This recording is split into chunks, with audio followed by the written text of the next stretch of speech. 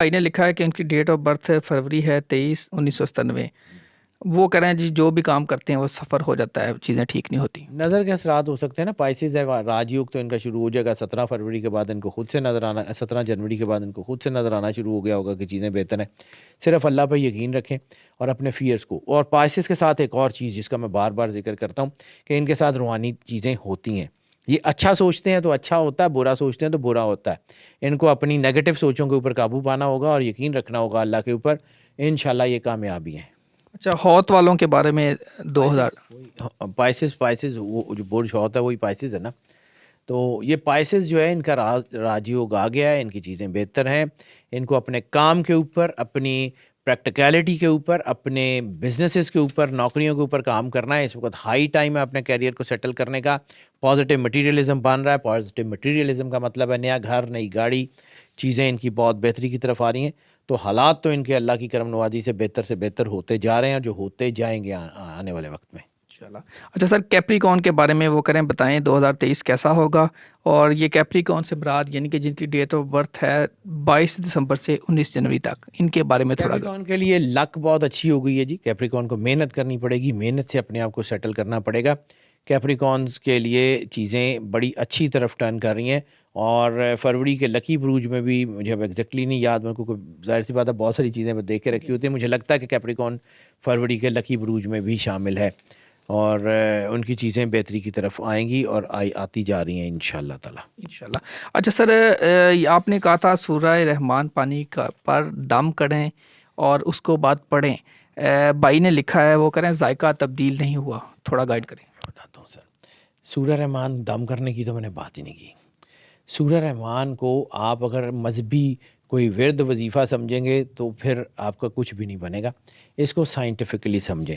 سورہ رحمان قاری باسط کی آواز میں بغیر ترجمے والی وہ اس لیے کہا جاتا ہے کہ بعض اوقات انسان کسی خاص ٹرانس میں گفتگو کرتا ہے، تو اس کی آواز میں، اس کے ووکل کورڈز میں وہ انرجی ہوتی ہے۔ قرآن جو ہے وہ الف لام میم سے والناس تک نور نور ہے، اور جب جو ہے وہ کوئی خاص ٹرانس میں اس کی تلاوت کی جاتی ہے تو اس کا کنیکشن اتنا زبردست ہو جاتا ہے کہ اس کی انرجی آپ کے ہورائزن میں پھیل رہی ہوتی ہے۔ اب جو پانی ہے وہ صرف انڈیکیٹر ہے، پانی انڈیکیٹر ہے کہ آپ کے جب اب آپ کے اوپر وہ نور آئے گا تو پانی چونکہ ایبزارو کر لیتا ہے اس کو، پانی اس کو جو ہے اپنے اندر ایبزارو کرتا ہے، تو اس کی وجہ سے اس کا پی ایچ لیول بدلتا ہے۔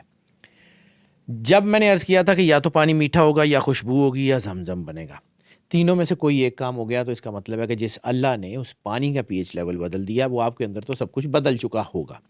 اب دوسرا میں نے عرض کیا تھا کہ ایک سچویشن ہوگی پانی کڑوا ہو جائے گا۔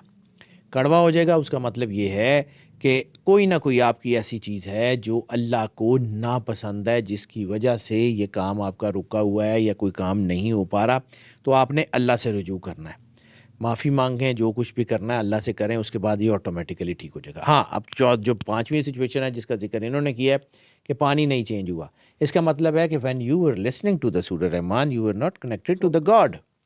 آپ کا فوکس نہیں تھا، آپ اللہ کے ساتھ کنیکٹڈ ہی نہیں تھے، آپ کا دھیان کہیں اور تھا۔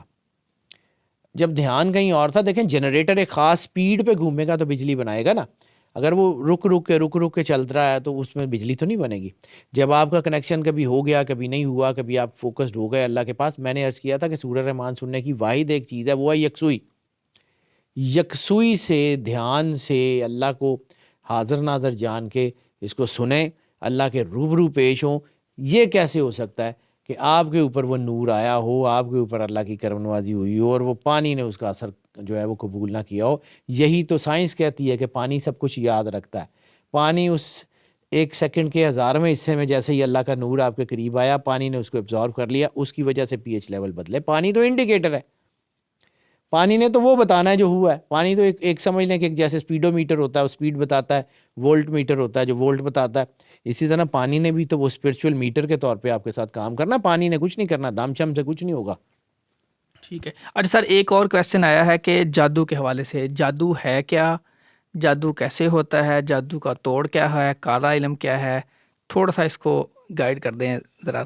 چلیں میں ضرور بتاتا ہوں جی۔ جادو بیسیکلی جو ہے وہ کچھ نہیں ہے، جیسے روشنی ہے اور اندھیرا روشنی کے نہ ہونے کا نام ہے۔ یعنی روشنی پیدا کرنے کے لیے ہمیں وابڈا کا یا جنریٹر کا کنیکشن بھی چاہیے، ہمیں تار بھی چاہیے، ہمیں بلب لائٹ سب کچھ چاہیے، اور اندھیرا کرنے کے لیے بٹن آف کر دیں، ہو جائے گا۔ جادو بیسیکلی اللہ کے ساتھ دوری کا نام ہے۔ جادو ایک شیڈو کا نام ہے، یعنی دیکھیں میرے ہاتھ پہ یہاں لائٹ پڑ رہی ہے تو میں اس کو یہاں رکھوں گا تو اس کا سایہ اس کے اوپر پڑ رہا ہوگا۔ جیسے گرہن ہوتا ہے کہ آپ کے اوپر مکمل لائٹ نہیں پڑتی، اندھیرا ہو جاتا ہے۔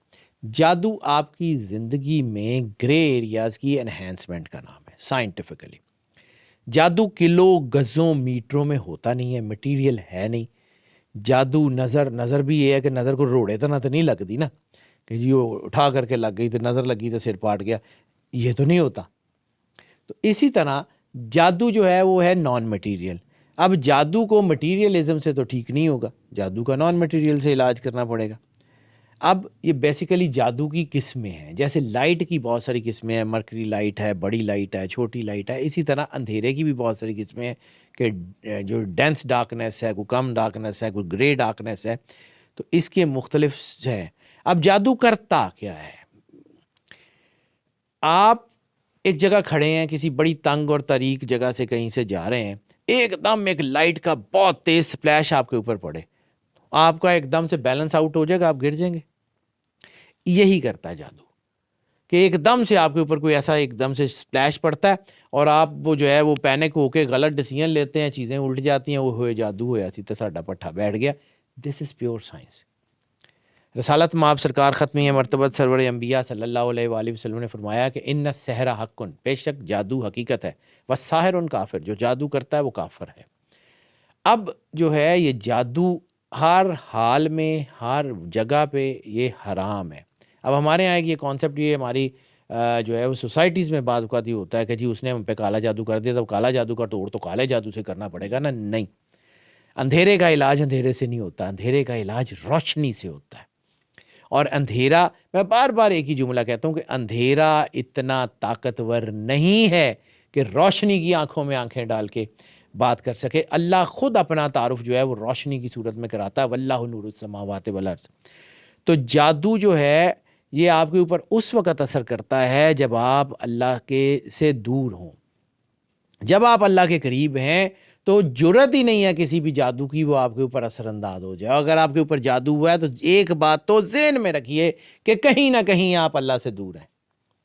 اب اگر جادو ہو گیا ہے تو پھر اس کا علاج جو ہے وہ مختلف ہے۔ سورہ رحمان ہی سن لیں، 7 دن صبح دوپہر شام 3 مرتبہ۔ آپ کو لگتا ہے کہ جادو ہے، یہی طریقہ جو میں نے بتایا تھا کہ 3 بار اللہ کہہ کے پانی پی لیں سورت سننے کے بعد، قاری باسط کی آواز میں بغیر ترجمے والی، جادو 100% ٹھیک ہو جائے گا۔ کالا، پیلا، نیلا، جس طرح کا بھی جادو ہے سارے ٹھیک ہو جائیں گے۔ اور مختلف جو ہے وہ صورتوں سے بھی اس کا علاج ہے، مختلف جیسے اب ایک اور ہمارے ہاں روایت ہے کہ جی رسالت مآب صلی اللہ علیہ وآلہ وسلم پہ بھی جادو ہو گیا۔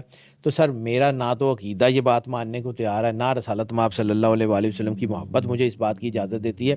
رسالت مآب صلی اللہ علیہ وآلہ وسلم کے اوپر کوئی چیز حاوی نہیں ہو سکتی۔ ہاں یہ ہوا، اس کے بعد سورہ فلق سورہ ناس یعنی معوذتین آئیں، وہ ہوا کیوں، کروایا کیوں گیا؟ صرف اس لیے کہ ہم لوگوں کو دکھانے کے لیے کہ یہ جادو جو ہے یہ سرکار کے اوپر بھی کوئی اثر کر سکتا ہے، تو باقیوں کے اوپر تو بہت کچھ کر سکتا ہے۔ ورنہ ایک چیز بڑی سیدھی ہے کہ سرکار سرور انبیاء صلی اللہ علیہ وآلہ وسلم، ان کی طرف تو جبرائیل جیسے جو ہے وہ فرشتے کی جرت نہیں ہے آنکھ اٹھا کے دیکھ لے، جادو کیسے ان کے اوپر اثر انداز ہو سکتا ہے؟ نو وے۔ سو آپ جہاں بھی اللہ کے قریب ہیں ہو ہی نہیں سکتا کہ آپ کے اوپر جادو ہو۔ بالکل ٹھیک ہے۔ ناظرین، آپ نے ساری باتیں سن لی، اب آپ اپنے آپ کو اللہ کے قریب کریں۔ ساری بیماریوں کا، ساری مشکلات کا حل واحد یہی ہے کہ اللہ کے قریب کیا جائے۔ مجھے دیجیے اجازت، اللہ حافظ۔